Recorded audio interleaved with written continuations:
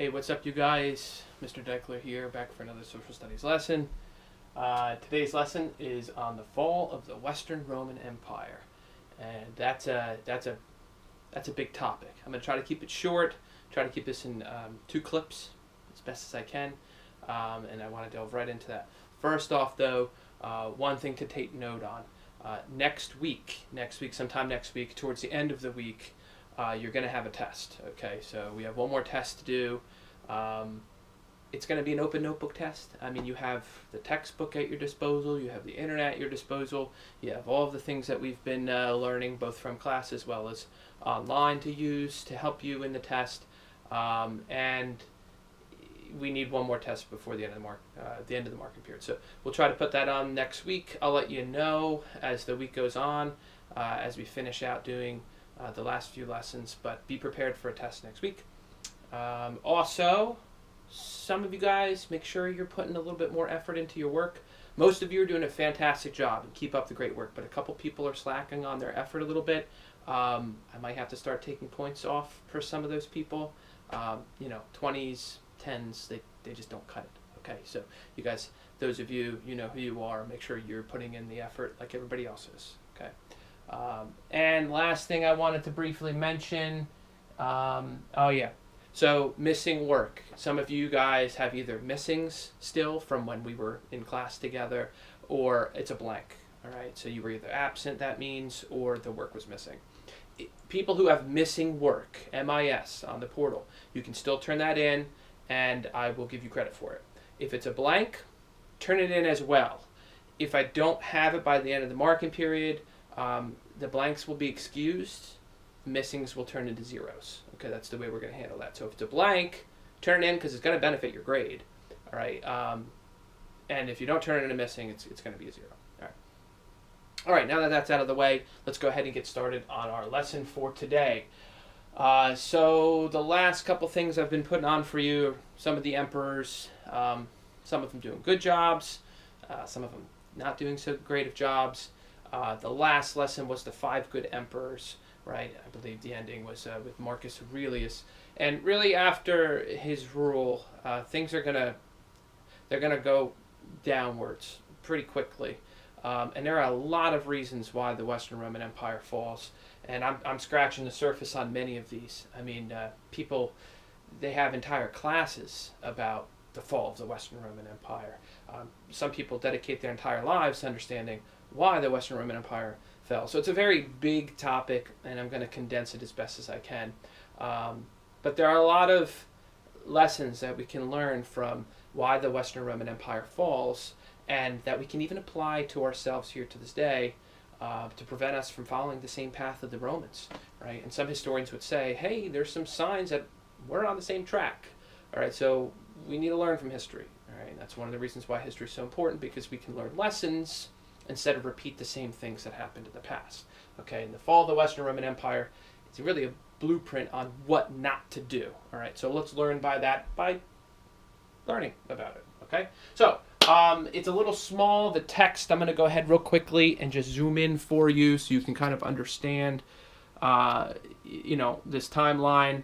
If you need to pause it, you can. If you're going to use it on some questions. A lot of the stuff is just going to come from me talking, though. Okay. All right, so we'll start off with these topics. I'm not going in any particular order. We're not going by, a certain year. Some years are more important than others, but these are just the topics of why Rome fell. All right, and so one of the reasons why Rome falls is because you have some really ineffective rulers. So the 5 good emperors did a great job, but not everybody does. And Roman emperors in particular, you have famous ones for doing great things, and you've got infamous ones for doing the worst of the worst, right? There's going to be several emperors who just don't play their part the way that they should, and that's going to lead to, the empire collapsing. In particular, after Marcus Aurelius is a time period of despair. I mean, things start to go downhill pretty quickly, and in a short period of time, in only about 75 years, you have over 20 emperors. So most of these emperors were being murdered by the ones that were taking over their position. All right, so just people are watching these events unfold, and they're just scratching their head, going, "What is going on?" And many of them, at a certain point in time, just go, "We don't care anymore. We just don't care. This is ridiculous. We have other things to worry about." And so they don't see the emperor in the same light as they used to. They're not taking them as seriously because the emperors themselves were kind of appearing as a joke.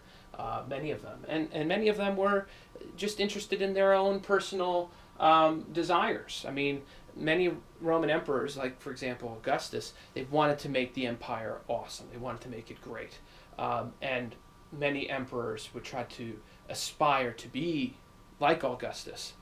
But then you had some that just didn't care. They were using the power, they were using the money for their own pleasure and their own purpose, and so people obviously were in disdain about this. All right. Many were also not seen as powerful enough. Some emperors were able to grasp hold of the power and just display it to all the Roman citizens and show that they're powerful enough to rule this empire. Many of them, however, did not. They tried to rule, but the people ignored them. And some of them were actually decent leaders, but they just didn't have the commanding weight of the public and its interest, as well as the ruling class, the patrician class, and the Senate. Remember, the Senate still exists, even though the emperor controls everything. They are advising the emperor, and so you still need their opinion. You still need their respect because they control the people as well, right? So you need to have the people on your side if you want your legislation to be followed, right? And so some emperors, even though they were good, they didn't have that power. They didn't have that respect and prestige that you also need as an emperor. All right. Next thing you should know about, this is a big one, Germanic invasions. All right, and there are going to be a lot of invasions by barbarian tribes, mostly Germanic tribes. You have the Goths, the Ostrogoths, the Visigoths, the Alans. You have the Vandals. And several other tribes as well that are all going to attack Rome at some point in their time. And the Romans are starting to fall. They don't have as much money and they don't have as many soldiers.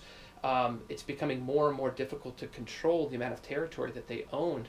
And as Germanic tribes continue to attack the frontier parts of the Roman Empire, many of them start to become inspired because they're having success. They're taking back the land, right? And so more and more tribes will kind of get on the bandwagon and to attack Rome as more see success, right? So what caused these Germanic invasions all of a sudden? One of the big reasons why is because these people, the Huns, we learned about them in China, the same people, the Mongols, right? The Huns come from the steppes of Asia and they're invading westward. They're looking for farmland. And so these Germanic tribes come into contact with them and they're at war with them. And the Huns are just terrifying people like we've learned about before. They're trying to escape. They're trying to find a place that's safe. And what's more safe than living in the borders of the Roman Empire? So many of them are trying to sneak past and get into Rome and live in Rome. They try to make deals with the Romans. You have some of the Gothic tribes. It's recorded that, they make a deal with the Romans that they will serve them in the military and they'll pay taxes in exchange for some farmland on the frontiers of the empire within its borders. And the Romans just terribly wind up giving them the worst pieces of property. They can't afford the taxes, so instead of taking money from them and grain, they say, well, you still have to pay your taxes, so we're just going to enslave your children and we'll call it even, right? What's the big deal? We'll just enslave a couple of your kids. Obviously, it doesn't go out very well. When you start enslaving people's children, you're going to have a nasty response. And so from the inside of the empire, you have these Germanic tribal groups that their children were literally being enslaved. They will rebel. And this is going to be a big cause for the fall of the Roman Empire, right? You have invasions from the outside of the empire, invasions from the inside of the empire, all of them Germanic in cause, many different groups of people. And a lot of it could also be traced to those Huns. Again, people are trying to get away from them. Another thing they're trying to get away from that some science is exploring at this time is a climactic shift. There's record and there's evidence that shows that for whatever reason during this time period, the climate is not going the way it used to. It's colder. The winters are lasting longer. Weather patterns are no longer predictable. And so, even though it's only a couple degrees at most difference compared to where it used to be, it's a difference between snow melting, in April and March or snow melting in May, right? And the growing season becomes shorter. The full germination of those plants and those crops doesn't happen, so they have less food available. And so they have to find a place where you can grow food. And so they, again, are headed south. They know that food grows in warmer climate, all right? And so they're heading to warmer climate.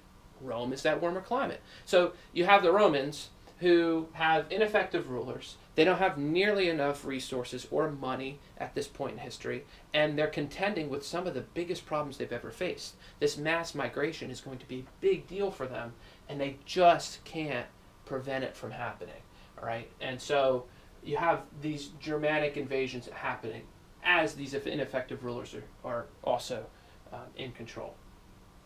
You also have the change in Roman mentality. It used to be all about civic duty. What can I do to better Rome? What can I do to make Rome great? And the Romans, seeing as how their leaders weren't even caring about Rome anymore, they begin to not care about Rome either. They become more interested in their own personal desires, right? We talked about how the ultimate Roman citizen would have been Cincinnatus, right? The guy who was given to be dictator of Rome